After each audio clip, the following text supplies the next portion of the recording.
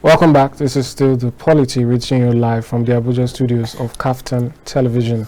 Right now, I've been joined in the studio by the Chief Politics Correspondent of the Africa Report, Mr. Eniola Akinkuotu. He joins me now to speak on the 10th National Assembly and the politics behind the legislature and the leadership of the House. Welcome to the program. Good afternoon. Thank you very much for having me. It's good to have you. Yeah. All right, let's start with the basics. How do you see this race shaping up, particularly with, I believe, what is the most recent development being that the North Central governors have rejected the zoning of the 10th Assembly? Well, just before I came to the studio now, Governor Abdurrahman, that's the governor of Kwara State, said that the statement did not emanate from them. Yeah, so I think what is circulating now is something we should just take with a pinch of salt. Okay. There's also the argument from some within the APC that the North Central already holds the position of national chairman. If you recall last year's convention, which was I think in March, they said that it must be the North Central that must produce the chairman and everyone should step down. So you had the likes of Ken Nnamani from the Southeast who was forced to step down. You had so many of them, stepping down, even though they had already bought form, 20 million naira form. So many of them had bought form. They were forced to withdraw, and they were never even refunded. Most of them were never refunded. So Buhari made it clear that he wanted the North Central to produce the chairman, and those in the APC see, the position of national chairman as a key position as well. So. If you look back also in PDP, during the PDP years, most of the time, once a region produces the chairman, doesn't produce any other key position. So when Jonathan was in power, let's count from 2011 to 2015, you had the Northeast. The Northeast was not occupying the presidency, whether president or vice president. Senate president was David Mark, which is North Central. Then you had Ekoyemadu, deputy Senate president. You had Tambuwa, Northwest. You had what's this person's name? Emeka Ihedioha, who was deputy speaker. And then it was you had what's the name of this man? The former Bauchi governor, who then ended up being the chairman. So most of the time, the way political parties look at these issues is that the moment a region has produced the national chairman of the party, that region has already been settled. Yes, so that's their thinking, actually. Right, but we're also seeing some level of, what I call it, that might be the wrong word. We're seeing some zones, particularly the Northwest. Prior to this, they were saying using the voting and all that, the number of votes that were got during the elections, that they should have gotten prized, which is the Senate presidency, so to speak.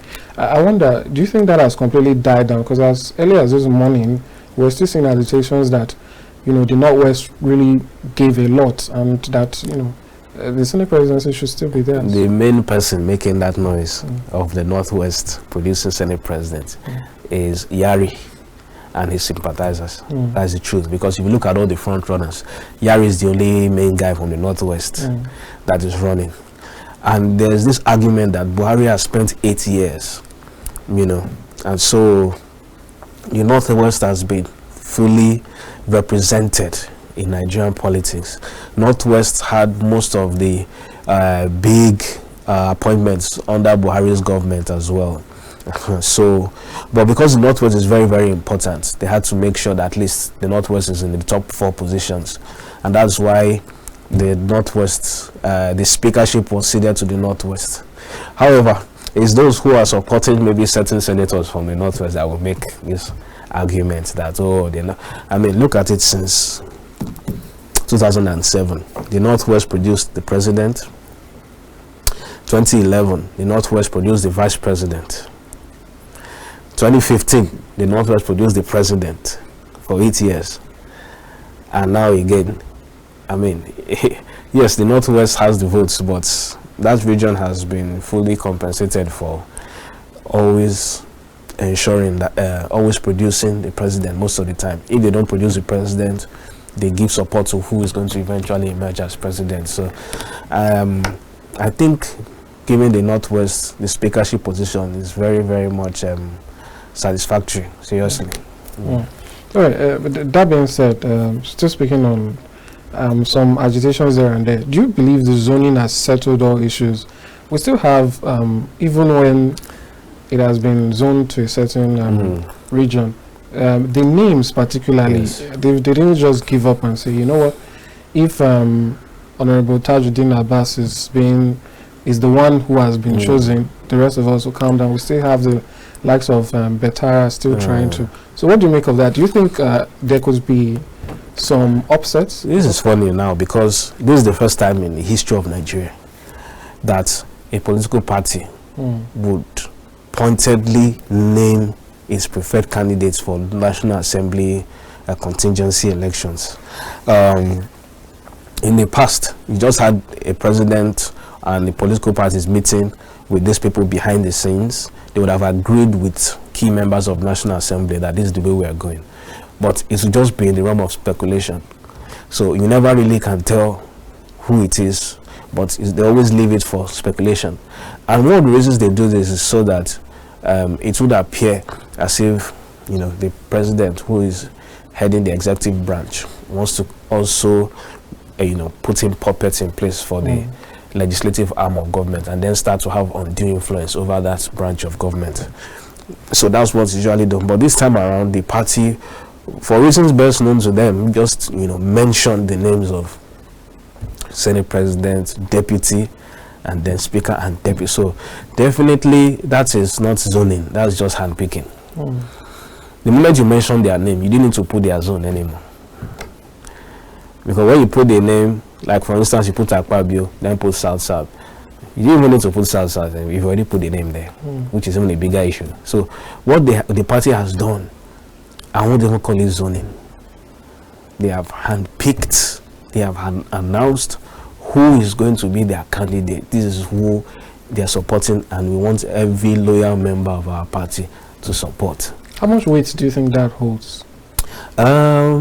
Well, you know, the politics of National Assembly can be funny. The House of Reps could be a bit of a mess, but the Senate is a bit more predictable most times. The House of Reps, they are more radical, more firebrand than the Senate.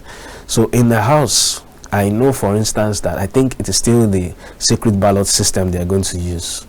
So you could have the PDP people working in tandem with maybe either Ojuzokalu or Yari, you know, seeking their support, and then get a few renegade members from the APC to support them. Since it's secret ballots, you can't really punish anyone. But in the House of Reps, the rules have been amended now. It's going to be open. You're going to put ballot boxes, put the names there, so everybody sees how you're voting. You understand? So in the House of Reps, some party members will look that, this thing is open, I won't be able to, you know. When they said it, since it's secret, you could have some upset there. So it means it's the same. It should be the House of Reps a bit more predictable, shouldn't it? It should be, but also the issue with the House of Reps, the opposition, they have more numbers than the ruling party. So if the opposition people are able to come together, they will be able to defeat the ruling party. Even if the ruling party, if they vote 100% for APC, the moment the opposition is united, if they all vote 100% for the for maybe an opposition candidate, then they have that position. And that's why you see now, for instance today, that Kwankwaso met with Tinubu, because, you know, he has a lot of House of Reps members from Kano there, so he will need their support. I think Kano has about 40 members in the House of Reps. That's the largest. So, you know, that one can tip the scale. And then you have Wike, who is, you know, in Tinubu's camp now, who says he would give them support. So when you have that kind of listing there, so you can see that the APC might be protected in that regard. Yeah.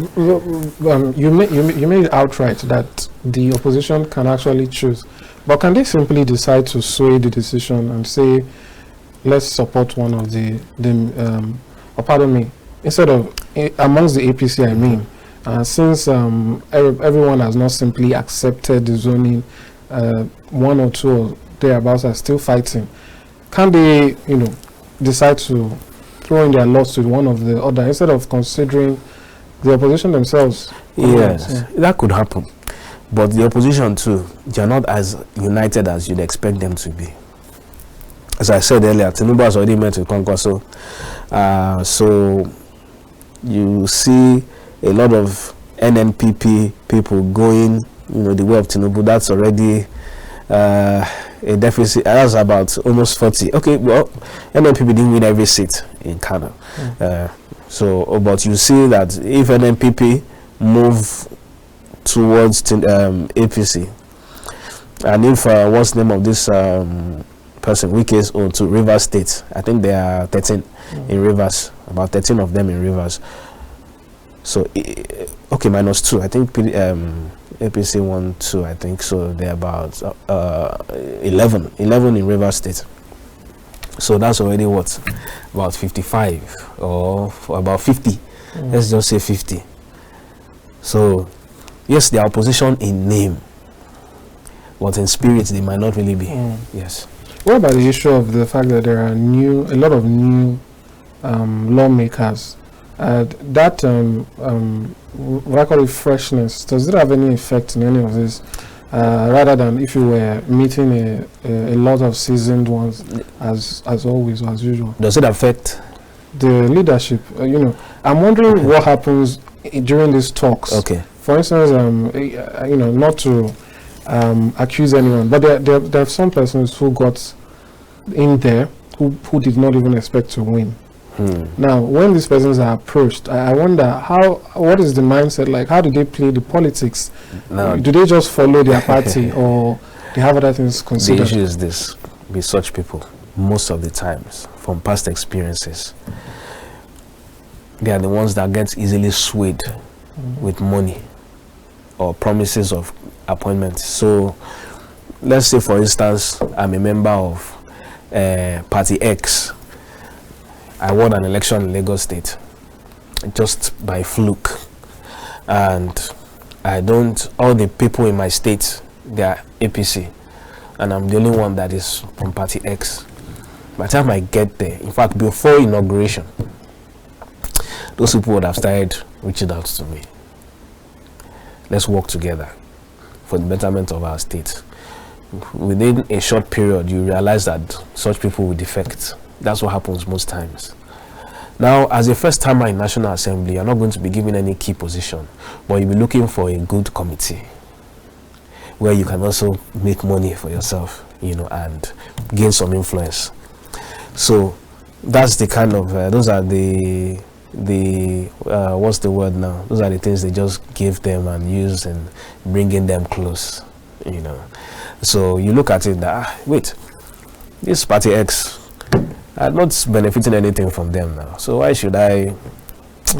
You just defect. So a lot of those newcomers who are also coming from minor parties, all politics is local, as is usually said.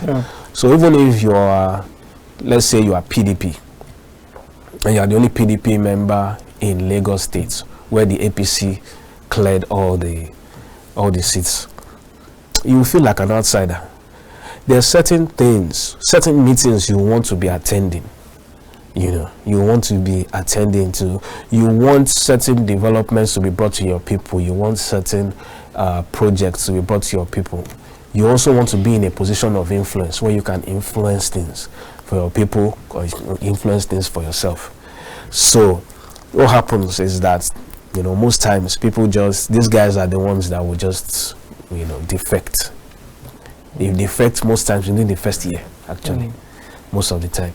There's so many cases like that, so many. Right. We'll see how that turns out, particularly with the new wave we're seeing. Take, for instance, let's just mention it. Speaking about the Labour Party, I've noticed, online anyway, that whenever the presidential election tribunal case is happening, you see a couple of persons saying, where is Senator-elect Ireti Kingibe? Why is she not showing solidarity? So, I'm wondering, with defections, assuming it happens, what could happen to these persons with the new line of movement we're seeing? I don't know how powerful it is, really. But in the past, I assume that once you defect, you still have high chances of keeping your seats. Yeah, well, this is the same. Yes. There are so many conflicting court judgments on these things, so you cannot really tell. But in practice, when you defect, you're still able to hold on to your seat. Now, the issue of let's say the example you used, Senator Ireti Kingibe, if she defects, for instance, what will determine her fate is if the Labour Party remains a strong force in the next election. Because it's not every time you see opposition parties being strong, especially new opposition parties being strong in 2 election cycles. Already, the Labour Party is even facing this crisis. They don't have a chairman now. Anyway, 2 people are claiming to be chairman. They are in Imo State, where we thought, okay, for the first time, this will be the first standalone election that we get to see the strength of Labour Party. And what happened? They produced 4 candidates. There are 4 governorship candidates now. And so the governor is even saying, oh, he's sure of victory already. So these are the early days already of the Labour Party. If Peter Obi loses at the tribunal, and this fervor, this intensity of feeling that he has brought to the polity, if it wins, you will not expect, I don't know Ireti Kingibe personally, but if she's a typical politician, you will not expect her to remain there, because she will have to look for go to the party which is most popular in the FCT. In the past, it used to be what's his name now, Senator Philip Ajoda, but the wave of Peter Obi was what helped her. She rode on his coattails because she had been trying since 2003. So if that Obi mania is gone by 2027, it won't be politically wise of her to remain in the Labour Party. That's the issue. Yeah. Yeah, that's interesting. I guess that's what we'll be watching keenly, how long the Obi mania can last. So just to end it now, I'd like to get your thoughts as to just your predictions, really. The Ninth Assembly, a lot of people refer to them as the rubber stamp assembly. The other day I was just looking at some of the bills they've passed and some of the things they've done, including the amendments and some key things. It seems like there are a lot of standout things there. But that aside, there are also the issues. Take, for instance, the retroactive or signing or approval of a loan that has already been taken. And issues like that, where the people believe that whatever the executive wants, the executive gets. So that has happened, or that is how things have been seen in the Ninth Assembly. The 10th Assembly, how do you see this, panning out? Now the president is Asiwaju Bola Ahmed Tinubu. That's a new executive, and a new dynamic. How do you think, or how do you predict this could go? I always like to judge people based on their antecedents. So someone like Tinubu, if you look at his antecedents in Lagos State, he has always determined who led the House of Assembly. And then all of them are loyal to him. Most of them, they refer to them as rubber stamp, actually. You see in the House of Assembly, Lagos State, there have been instances where you see members put their hand on their chests and sing the mandate song. On your mandate, we shall start, pledging their loyalty to Tinubu on the floor. So I see something a bit similar in the National Assembly. Tinubu is he's what's the word now? He's a master politician. He was a senator. He was a governor. then became head of the opposition, became head of the ruling party, and then became president. So he's seen it all. It's going to be very, very, very difficult for this incoming National Assembly not to be a rubber stamp for Tinubu. It's going to be very, very, very difficult. In fact, the Night Assembly, we will look back and say, these ones were even more independent, because Tinubu understands that game very well and knows how to keep people in check. Yeah, so now that he has announced these are the people he wants, when they get there, that loyalty is going to be to him, because he is the one that made sure that they got there. You know, this is the first time that the names of people, of preferred candidates, will be mentioned, not just zoning arrangements. Now their names were publicly mentioned. Akpabio, Abbas, Barao, Kalu is mentioned there, and so these people are going to owe him their loyalty. Yes. That's very interesting. We'll see how that shapes out. Thank you so much for coming. Thank you very much for having me. All right, that's all we'll take on this segment of The Polity. We'll go on a short break. When we return, the program continues. Stay with us. We'll be right back.